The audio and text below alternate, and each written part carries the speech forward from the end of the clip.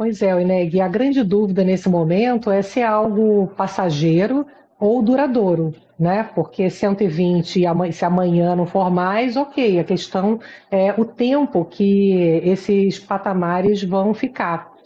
Boa tarde para você, Eneg. Boa tarde para a Lari, para o Humberto. Boa tarde aí para o nosso ouvinte. O Eneg, o petróleo chegou perto dos US$ 120. Agora cedo, ficou até agora, nesse momento estava olhando aqui, está abaixo dos US$ 100, está em 98, mas vamos lembrar que o petróleo estava em 72 antes do ataque dos Estados Unidos e de Israel ao Irã. Então a gente tem uma alta forte e esse ambiente de alta instabilidade. O dólar também é um fator importante quando a gente pensa em impacto inflacionário. O dólar estava ali rodando aos 5,30, agora também deu uma diminuída. O dólar nesse momento está em 5,21, está até caindo agora. Mas esse ambiente de alta imprevisibilidade que a gente tem, e justamente porque a grande pergunta que ninguém sabe responder é se é algo que vai durar muito tempo ou não, né? Então, a questão da duração desse conflito e também o impacto que ele vai ter no mercado de energia, ele é fundamental para a gente poder saber o que vai acontecer em termos de impactos reais. Por enquanto, é só um risco, a gente não consegue afirmar que vai ter um impacto global na inflação e que isso vai mudar a perspectiva de crescimento, enfim. Por enquanto o risco vai aumentando porque você não sabe, você não tem resposta para isso. A gente tem falado, o Eneg, que o presidente americano Donald Trump fala que o conflito é rápido, 4 ou 5 semanas, e eles talvez estejam apostando ali, o que me dizem os analistas, o pouco potencial que o Irã tem de aguentar muito além desse prazo.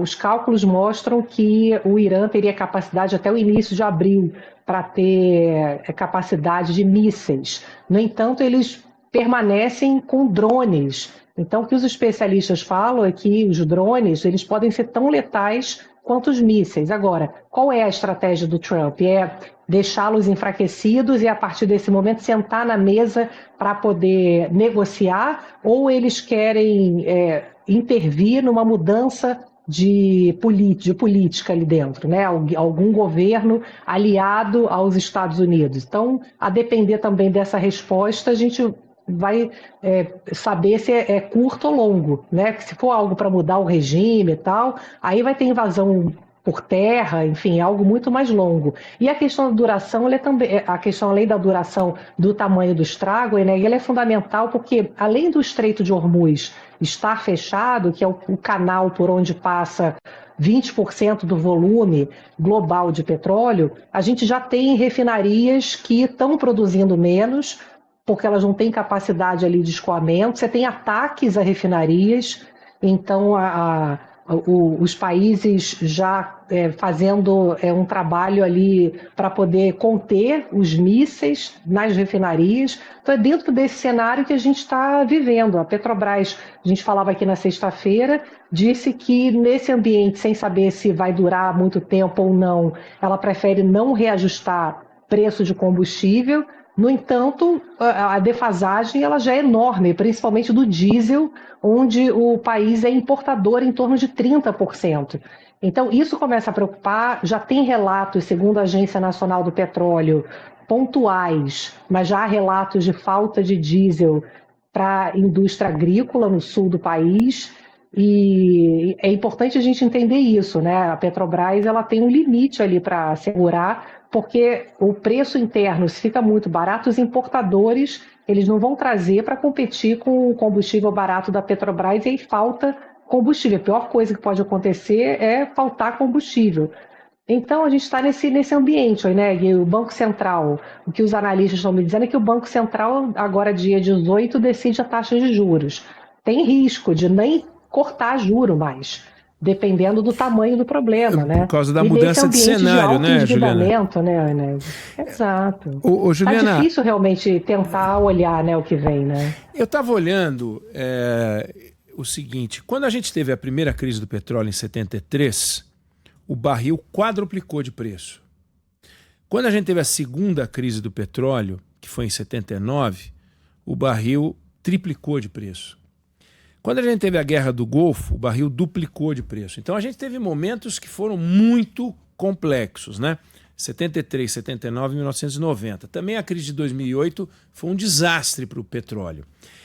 E aí, conforme a crise, o tempo para o preço do petróleo chegar ao topo variava. Então, por exemplo, na guerra, na crise de 73, de 4 a 6 meses depois, o preço do petróleo chegou no pico e demorou anos para baixar, né?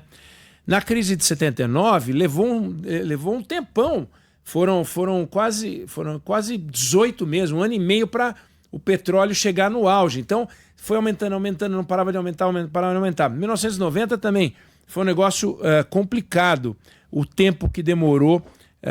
Então, às vezes dá uma estilingada, que a gente não sabe qual vai ser o nosso caso. Agora, por exemplo, no caso de 1990, até me enganei, em 3 meses você chegou no pico. Agora nós estamos com uma guerra que não tem esse tempo todo, então a gente está no curso da guerra, não sabe se em 3 meses chega no pico, se em 4 meses chega no pico, se vai ser como em 79, que é um ano e meio depois para chegar no pico, e você não sabe qual é o pico também. Teve pico que foi o dobro, teve pico que foi o triplo, teve pico que quadruplicou. Agora, passado o preço que está, é assustador, né? Porque a gente não parte de um patamar razoável, a gente já parte de um preço de petróleo que a gente está, que não é modesto, né? $80, agora está 90 o barril, né? Você falou, está 90 e poucos reais o tá 90 e pouco. 90 e poucos dólares o barril. 98. Você imaginou se esse negócio vai para, como você fala, vai a 120, 130? Consolidou, complicou geral, né?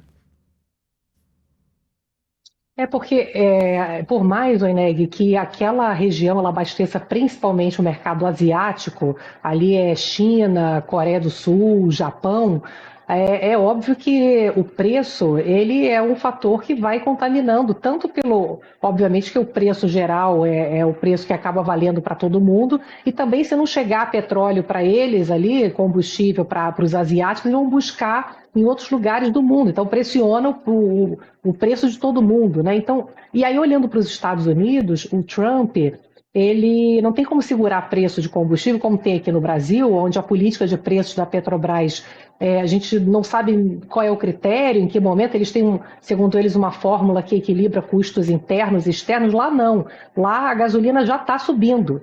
Então ele tem uma pressão inflacionária já. E isso pode, inclusive, o Banco Central americano já tem falas dizendo que isso pode prejudicar a queda de juros. Isso significa o seguinte: juros mais altos nos Estados Unidos é dólar mais valorizado no mundo todo, independentemente da gente, né? Outra coisa, Oineg, é isso que você falou desse petróleo que pode se estabilizar em 120 ou ficar em 60, porque a oferta de petróleo hoje ela é muito maior do que o consumo. Então, se não tivesse risco geopolítico, o petróleo era para estar na casa dos $60. Então, qual é o que vai prevalecer, né?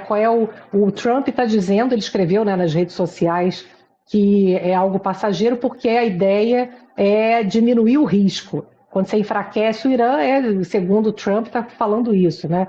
Agora, a questão é se ele vai ter apoio também, né, Oineg, para manter esse conflito por muito tempo. Se demorar, ele diz que não quer que demore, mas, enfim, a própria pressão interna, ela já é real, né? Porque até estava olhando aqui algumas análises de cientista político dizendo que o Trump, ele, no primeiro momento, ele tinha falado que ele queria mudar o regime. E da última vez que a Casa Branca se manifestou, ela não fala exatamente aqui em mudança de regime, o que pode ser o indicativo de uma alteração de discurso à medida em que o Trump comece a achar que os riscos para ele, politicamente, possam estar crescendo. Então, no fundo, Oineg, a gente está dependendo muito do Trump, né? Essa é a variável que é a variável mais imprevisível, né? Vamos combinar. Sem dúvida nenhuma, mais imprevisível, porque na Venezuela ele tirou o Maduro e o regime está lá andando, a gente não sabe como, né? Então pode ser uma versão iraniana da solução venezuelana. Vamos acompanhar. Juliana Rosa, Economia com você. Eu não queria falar nada, mas eu recebi 12 mensagens aqui, e e a Larissa recebeu mais umas 15 ou 20, você já está dando uma risadinha. Recebeu mais umas 15 ou 20, falando de uma palavra, querendo saber quanto está o barril do brigadeiro. Eu não sei o que isso quer dizer. Barril do brigadeiro, o estilo, não é Brent, é o Ju. O barril Ju. Deixa eu ver se o Cacau tá subindo, porque eu tenho uma lista de commodities aqui. Para ver se está valendo a pena esse investimento. Amanhã ela traz a estatística pra gente, pode ser? Variação do barril do brigadeiro. Combinada. Valeu, Cacau. beijo. O Cacau tá subindo, tá? Amanhã eu atualizo mais detalhes. Olha que sem vergonhice. Valeu, beijão pra você.